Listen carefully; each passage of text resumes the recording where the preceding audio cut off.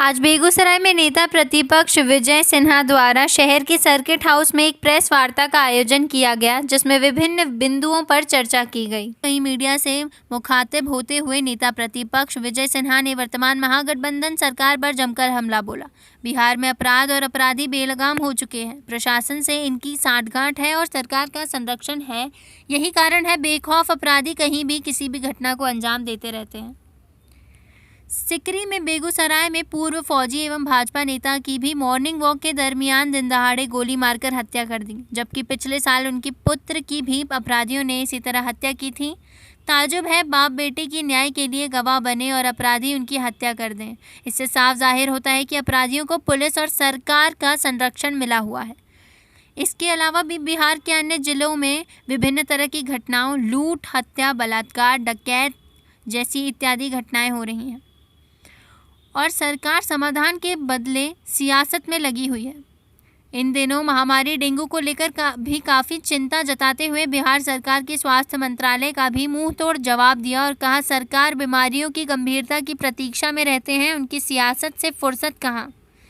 यही कारण है कि आम बीमारी आज महामारी का रूप ले रही है। वहीं चलते चलते उन्होंने निकाय चुनाव को लेकर भी जल्द कराने की सरकार से मांग की, साथ ही साथ पिछड़ों, अति पिछड़ों सीटों को भी इस चुनाव में आरक्षित रखने को कहा।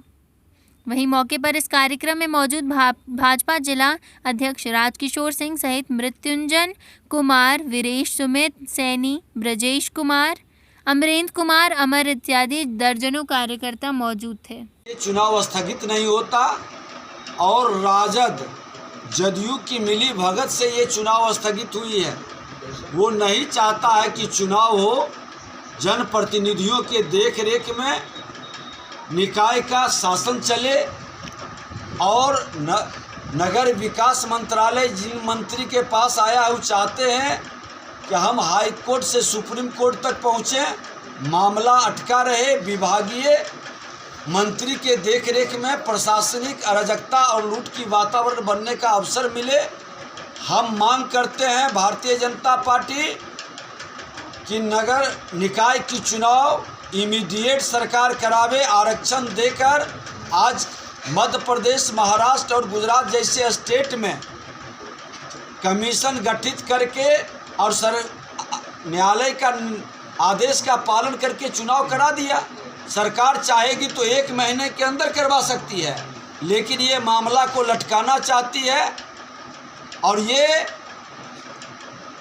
जो कमज़ोर तबका है, जो अति पिछड़ा समाज है, आज उसका आर्थिक, शारीरिक, मानसिक नुकसान जो हुआ है उसकी भी सरकार भरपाई करे।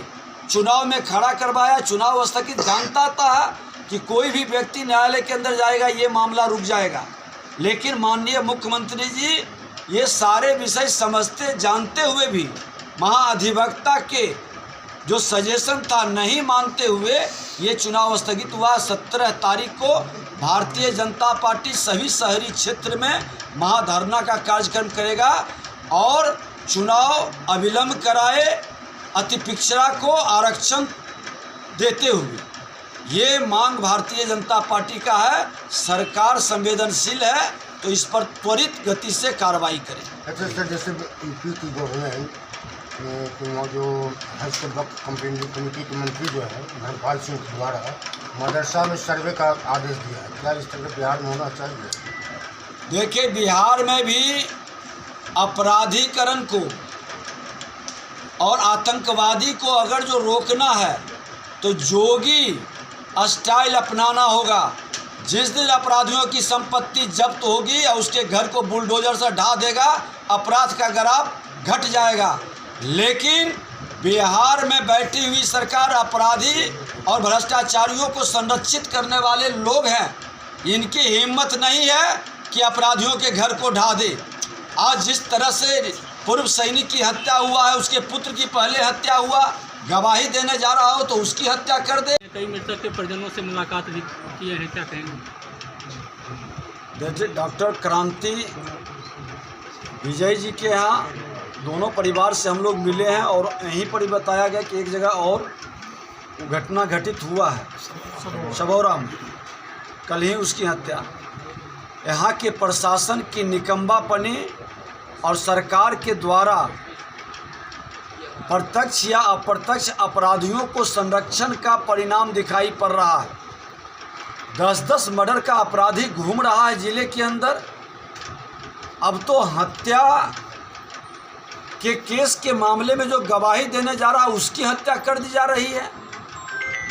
और इतनी निडरता के साथ माननीय मुख्यमंत्री नीतीश कुमार जी, आप अपने महत्वाकांक्षा के लिए बिहार की जनता को भगवान के भरोसे छोड़ दिए हैं, गुंडों के हवाले कर दिए हैं। इतनी दहशत, गोली जिस समय जो गोली कांड बेगूसराय के अंदर हुआ उसमें भी आपने राजनीति बतियाने लगे, जात खोजने लगे। और हमने तो यहाँ के लोगों को भी कहा है कि अगर जो प्रशासन 1 हफ्ता का समय दिया और मुख्य अभियुक्त की गिरफ्तारी नहीं करता है तो जन आंदोलन शुरू होगा और प्रशासन का ऊपर दबाव डालने के लिए सभी पूरे बेगूसराय के लोग अमन चैन के लिए ऐसे भ्रष्ट प्रशासन के विरुद्ध जन आंदोलन में भागीदारी करें और सामाजिक स्तर पर अपराधियों का बहिष्कार करे। सरकार अगर जो गुंडों के हवाले छोड़कर बैठेगी तो भारतीय जनता पार्टी फिर से उस अराजकता के विरुद्ध और उस तानाशाही अहंकारी सरकार के विरुद्ध जन आंदोलन सड़क से सदन तक करेगा।